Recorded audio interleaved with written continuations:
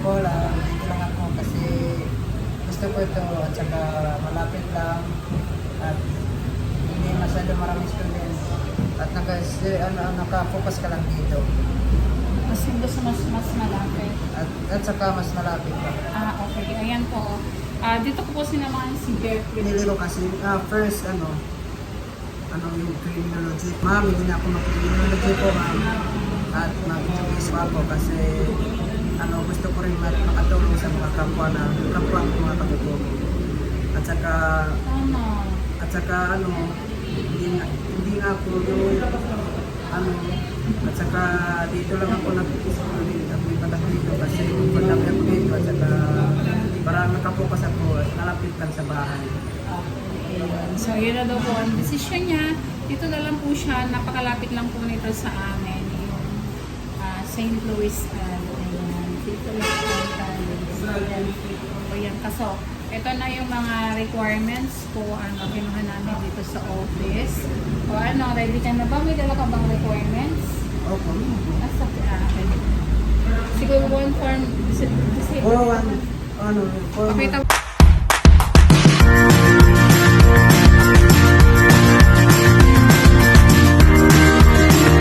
Sa scholar po namin na 100% free tuition, wala po siyang tuition na babayaran. Ang babayaran lang po ay miscellaneous fee, which is yung 7,700 po.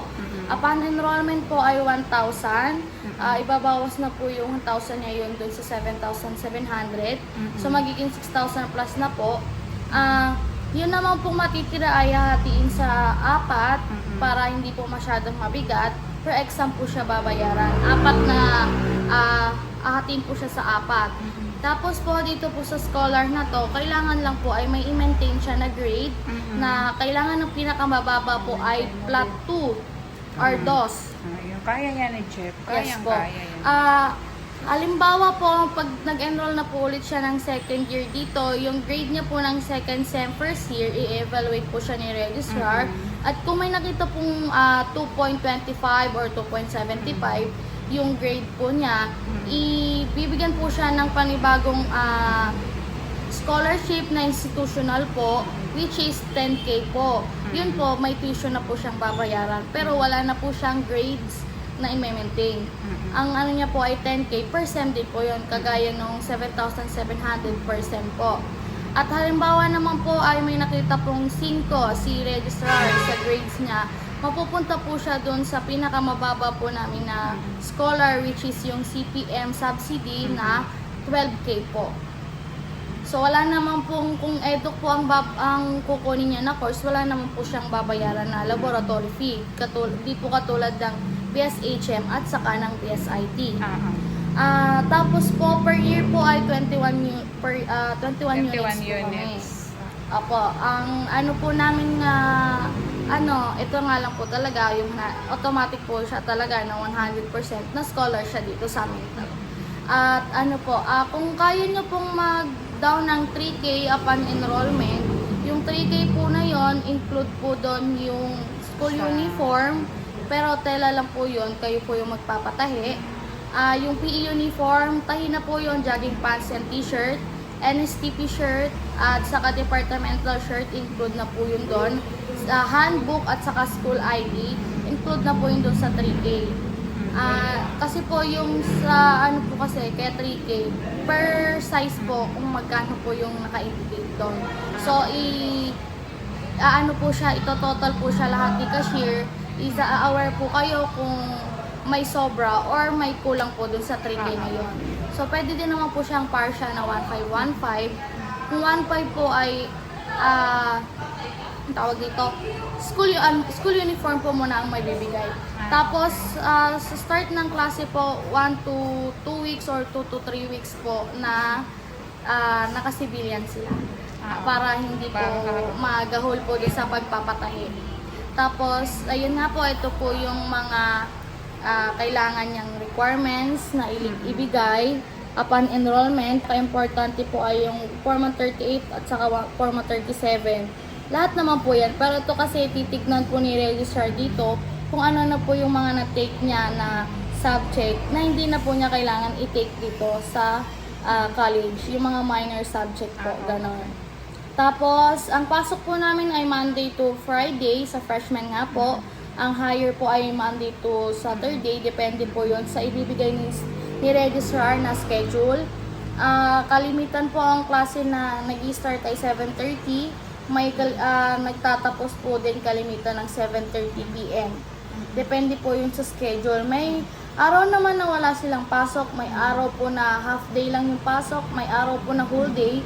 Pag whole day po, meron naman po silang vacant. Kaya hindi po siya, ano talaga yung utak kasi may mga vacant naman po sila. Okay, wala naman problema. Ayun. Wala ka naman, hindi ka naman nag-work. Mag-aaral ka lang talaga. Kaya wala kang problema sa schedule. Opo. Tapos po, ang ano namin, Monday, Tuesday, Thursday, naka-school uniform. Every Wednesday, naka-civilian po. Wash day nila. Wash day. Every Friday po, PE uniform at saka NSTP po. Tapos sa main campus po sila, may main campus kami. Doon po ay ang napasok po or nagamit doon ay yung high school at saka elementary. Pero may malaking gym po doon kaya doon sila every Friday ng PE at saka NSTP. Pero pag may mga big events po like intrams, foundation day, nandun po din kami. So pag regular po, nandito lang po. Ayun. Ayan. So, okay na. Okay, Jeff. O, ayan si Jeff. Siguraduhin mo. O, dito ka na. O, ayan na. Ito na po si Jeff, o. O, dito na daw siya papasok sa St. Louis.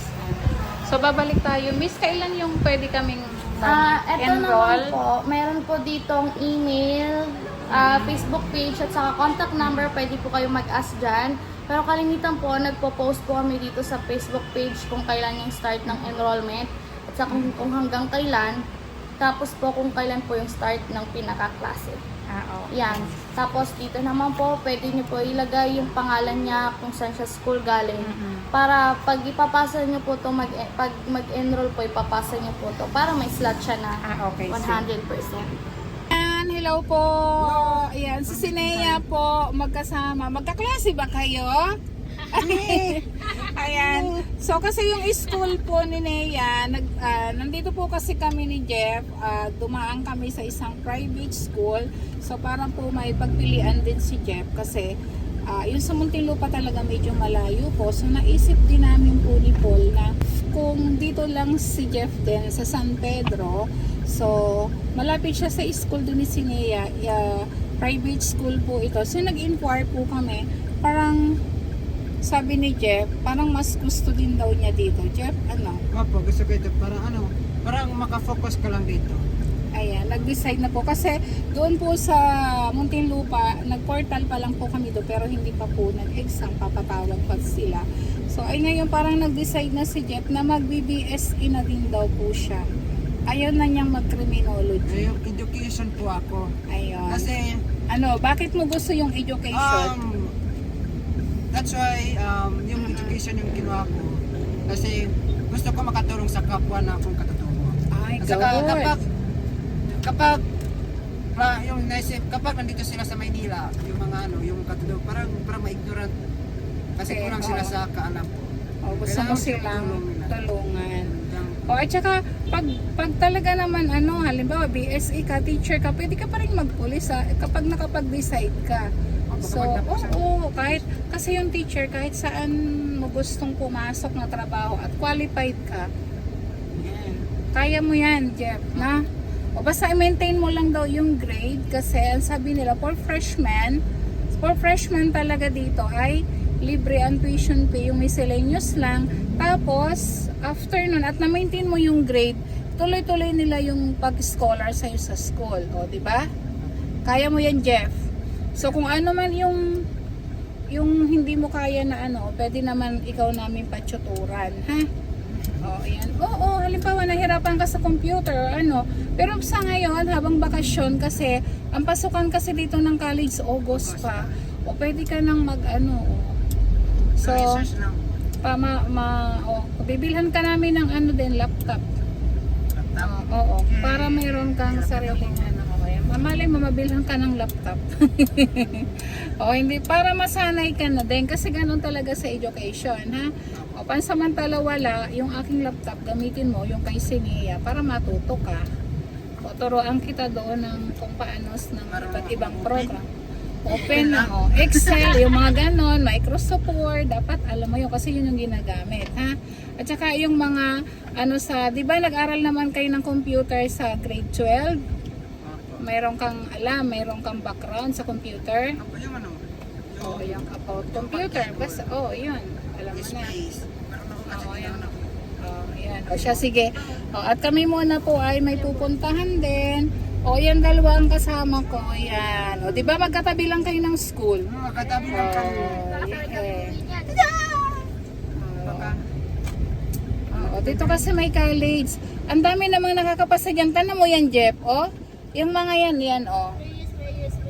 Sa mga sponsor ko po, marami pong salamat sa inyo at saka kasi nang dahil lang sa inyo, hindi ako makarating dito kung wala kayo. Especially kay Sir Paul po. Sir Paul, marami pong salamat po sa pagtulong sa akin na nang dahil lang sa iyo na nandito ako sa Maynila. Marami pong salamat po. At sa mga lalo sa mga followers, marami pong salamat kayo mga followers. Huwag kayong masasawang manood sa akin. Magtulungan lang tayo, mag-pray kay God na na kamit ko yung mga pangarap sa buhay.